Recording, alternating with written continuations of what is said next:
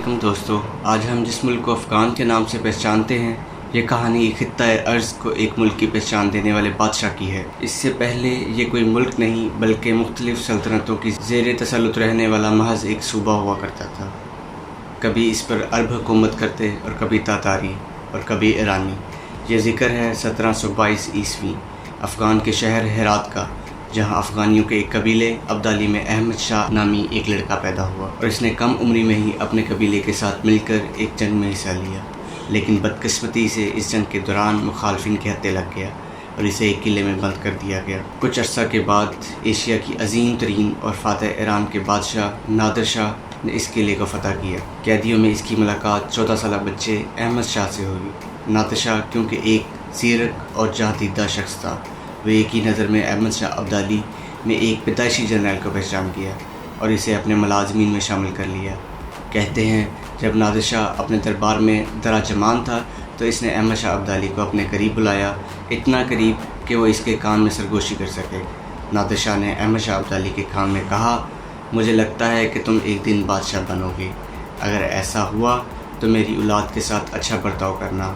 فی الوقت تو احمد شاہ اس بات پر مسکرایا کہ میں ایک ادنا سا ملازم جس کی اپنے قبیلے میں ادنا سی حیثیت ہے، بادشاہ کیسے بن سکتا ہوں؟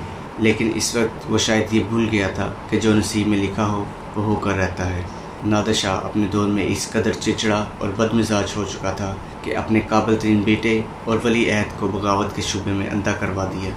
اس کے بعد ملک میں جگہ جگہ بغاوتیں پھوٹنے لگیں۔ پھر ایک دن اس کے ہی محافظین نے تنگ آ کر اسے موت کی گھاٹ اتار دیا، جہاں بہت سی قوتوں نے خود مختاری کا اعلان کیا۔ افغانی بھی ان میں سے ایک تھے۔ افغانیوں نے اپنا جرگہ منعقد کر کے ایک صوفی صابر شاہ ملنگ کی اماں پر 24 سالہ احمد شاہ ابدالی کو تمام افغانیوں کا سردار منتخب کر دیا۔ احمد شاہ ابدالی بلا اتفاق افغانیوں کا بادشاہ تو بن گیا، لیکن اس کے پاس نہ تو شاہی محل تھا، نہ ہی شاہی خزانہ، نہ ہی شاہی سپاہی اور نہ ہی دیگر ساز و سامان۔ چنانچہ احمد شاہ ابدالی نے اپنے چند جانثاروں کے ہمراہ قندھار شہر پر دعویٰ بولا اور اسے بآسانی فتح کر لیا۔ احمد شاہ ابدالی کی خوش قسمتی تھی کہ ایک قافلہ جو لاہور سے آ رہا تھا زیورات کا خزانہ نادر شاہ کو پیش کرنا جا رہا تھا۔ انہیں نہیں معلوم تھا کہ نادر شاہ مر چکا ہے۔ اس سے پہلے وہ کہیں جاتے قندھار میں موجود ان افراد پر احمد شاہ نے دعویٰ بول دیا اور اس دولت پر قبضہ کر لیا، اور انتہائی فیاضی کا مظاہرہ کرتے ہوئے یہ تمام دولت افغان قبائل کے سرداروں، اپنے فوجیوں اور دیگر عملے میں تقسیم کر دی۔ اس عمل کا فائدہ یہ ہوا کہ وہ تمام لوگ جو احمد شاہ ابدالی کے بادشاہ بننے پر خوش نہ تھے، وہ تمام کے تمام اس کے حامی ہو گئے، اور اکثری قابلیت رکھنے والے دور دور سے اس کی فیاضی کے چرچے سن کر اس کے دربار پہ پہنچنے لگے۔ اس طرح اکثری قوت حاصل کرنے کے بعد احمد شاہ ابدالی 1748 عیسوی میں پہلی مرتبہ ہندوستان پر حملہ آور ہوئے۔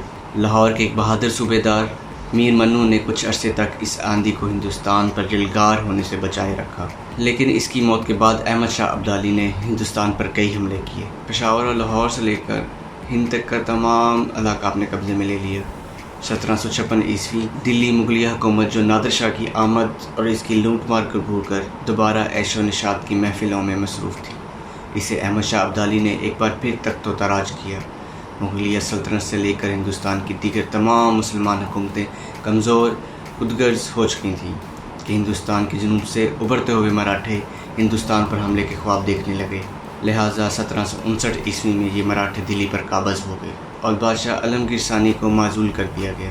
صرف یہی نہیں بلکہ مراٹھا قوم مزید زلگار کرتے ہوئے اٹک نامی شہر تک جا پہنچی۔ مراٹھوں کے پیشوانی نے یہ اعلان کیا کہ جامع مسجد دلی میں مہادیو کا بت نصب کیا جائے گا، اور اس کے ساتھ ساتھ ہندوستان میں موجود تمام مساجد بت خانوں میں تبدیل کر دیے جائیں گے۔ تب شاہ ولی اللہ نواب شجاع اور دولہ اور ہندوستان کی کئی مشہور ہستیوں نے احمد شاہ ابدالی کو خطوط لکھے اور ان سے درخواست کی کہ وہ ہندوستان آ کر مراٹھوں سے مسلمانوں کو بچائے۔ چنانچہ احمد شاہ ابدالی 1761 عیسوی میں اپنا لشکر لے کر افغانستان سے نکلے اور پانی پت کے میدان میں مراٹھوں کے لاکھوں افراد پر مشتمل لشکر کو بدترین شکست سے دوچار کیا، ایسی شکست کہ مراٹھی کبھی دوبارہ مکمل ہندوستان پر قبضہ کا منصوبہ نہ بنا سکے۔ اس جنگ میں مراٹھوں کا پیشوا سدھ، شوارا اور دھاؤ بھی مارا گیا۔ مراٹھوں کی طرف سے امن ہونے کے بعد پنجاب میں سکھوں نے ایک بار پھر امن کو پامال کیا اور احمد شاہ ابدالی کے زیر انتظام علاقوں میں قتل و غاری کا بازار گرم کرنے لگے۔ احمد شاہ ابدالی کو یہ فسادات کچلنے کی خاطر کئی مرتبہ ہندوستان پر حملہ کرنا پڑا اور انہوں نے جگہ جگہ اپنے حریفوں کو شکست دی۔ ایک بڑا اور خود مختار شہنشاہ بننے کے باوجود احمد شاہ ابدالی اپنے محسن اور استاد نادر شاہ کی درخواست کو نہ بھولا، اور ہمیشہ نہ صرف اس نے نادر شاہ کی اولاد کا احترام کیا بلکہ کئی موقعوں پر ان کی حفاظت کے فرائض بھی سر انجام دیے۔ آخرکار وہ بادشاہ جس کے قدموں میں کئی بادشاہوں کی تاج گری، بے شمار جنگوں میں فتوحات نے جس کے قدم چومے، اسے ایک سنگین بیماری نے جکڑ لیا۔ وہ دن رات اپنی موت کی دعائیں مانگنے لگا۔ ہوائیوں کی ایک فوج مہم سے واپسی کے دوران احمد شاہ ابدالی کی ناک پر ایک پھنسی ابھری جو آہستہ آہستہ بڑھتی گئی، جس سے احمد شاہ ابدالی کی ایک آنکھ ضائع ہو گئی، جبکہ تمام چہرہ بڑا بدنما دکھائی دینے لگا۔